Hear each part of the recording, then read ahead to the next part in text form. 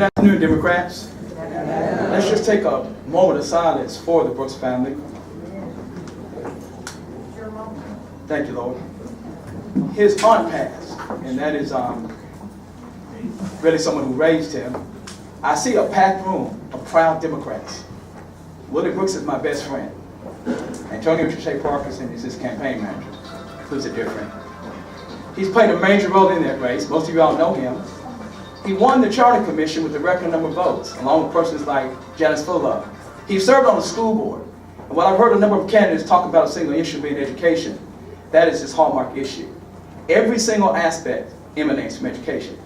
But he's been a man of his word, and he's talked the walk, and he's walked the chalk, if you know what I mean. When you talk about pre-K, you gotta say Willie Brooks. He heads up Memphis Cares.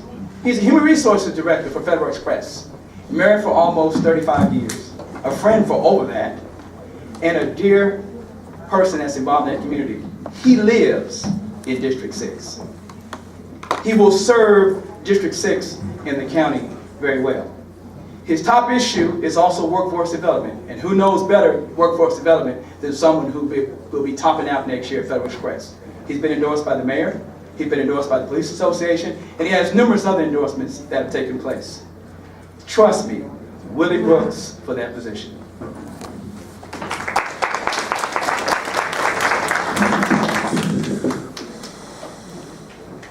Miss Edith Moore.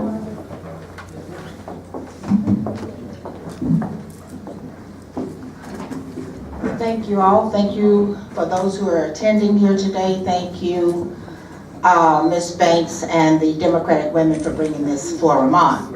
It is something that is much needed in our community, so we will know who we all are. My name is Edith Moore. I am a long-time Democratic community servant. I have been in business in Memphis since the 1970s and other places. I am a retiree of the IBM Corporation after 31 years. I too work pretty much full-time all of my adult life in community service.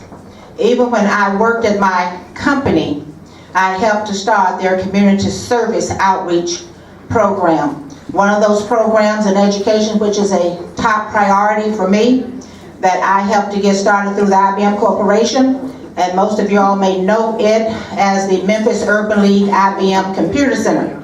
That center started in my house with me, Herman, Herman Ewan and others that started my house. I continue to work in the community as an ordained minister. I'm the associate minister at Gospel Temple, and I also work as a Shelby County school teacher.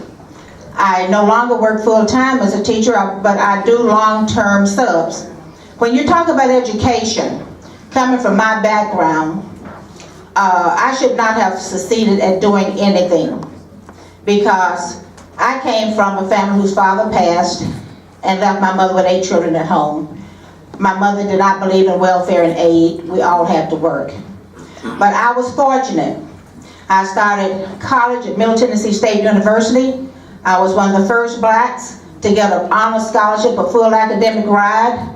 I graduated in 1967 as a freshman in college and also a senior in high school. I believe in education. I walk the halls. I talk to the children. I know what is needed. As a business person, I know how to run companies. I have been running my own most of my adult life. I will be a full-time commissioner if you need a full-time commissioner. Thank you for your time. Edith Moore, District 6. Thank you.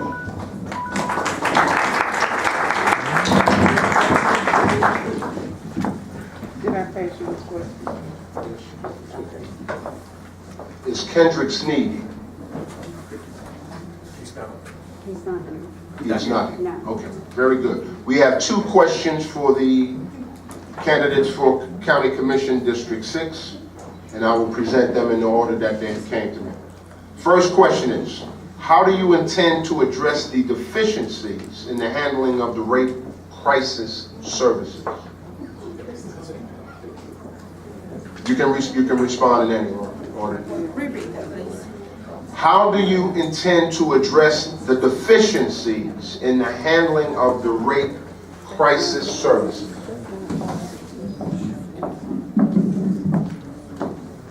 If I understand that question correctly, you asked how would I personally, right?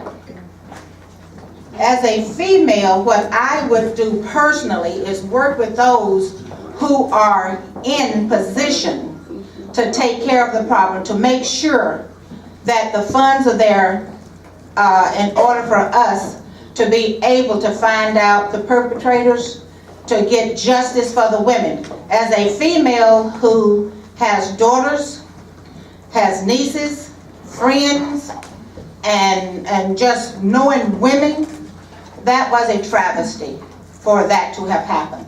So as me personally, what can I do?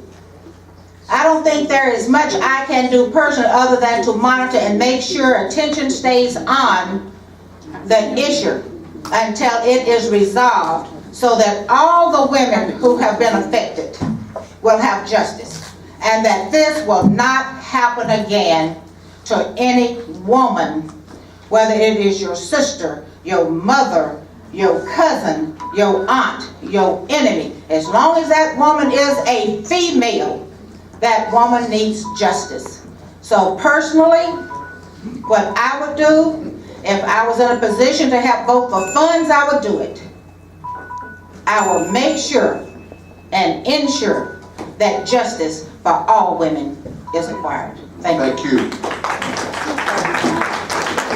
Mr. Bret Thompson, would you like to respond to that in proxy for Mr. Willie Brooks? This is a real touchy issue, and I feel like, having advised Mr. Brooks, having practiced law as a criminal defense lawyer and a trained lawyer, real simple. Give the full disclosure. We are currently handling the DA's office in Nashville, the lead candidate, Glenn Funk. It's not an issue in Nashville because the Metro Council has funded it. I agree where he is in the crowd, Judge Joe Brown. By the way, Willie Brooks concurs with that decision. Number one, you've got to fund it. It emanates from education, and we will advise Mr. Brooks on that. Number two, you've got to have monitorization. In Nashville, Tory Johnson would never have done this. I see a number of judges here. And don't feel bad because it's just candidates. It's not just that. One of the most important issues, which I also bring your attention to, it is not just women. There are a number of men out of those 12,338, and there are children. The Rape Crisis Center didn't do their job. The DA didn't do their job, and the County Commission didn't do its job. Do your job, or you won't have a problem. Thank you. Second and final question. How would the proposed Fairgrounds Tourism Development Zone, how would that impact the Shelby County Schools funding? How would the proposed Fairgrounds Tourism and Development Zone impact Shelby County school funding? Ms. Moore? That issue was just addressed for those y'all who made it. The only candidate there, by the way, was Willie Brooks. I was there, the mayor was there, his entire department was there, and that very question was given by Robert Lipscomb, and it went like this. The big issue is not necessarily where the funds have been earmarked. The earmarks come from the funding. I heard one of the candidates who's here today, who I see very well, talk about the pilot programs. Now don't be demagogic and feel like that it's all about First Tennessee. It's not. Remember, those companies provide a number of jobs. I'd be the last one to send Federal Express out of Memphis, because if they were gone, we're already at the poverty level. We'd be beyond poverty level. So use the pilots to bring that here. What Cooper Young is concerned about is that a transfer of funds does not happen, that you go there and build what will be a Mecca like we did the damn pyramid, and then you leave the rest of South Memphis and North Memphis to go to the damn dog. All right. Make it happen, fund it, it will happen.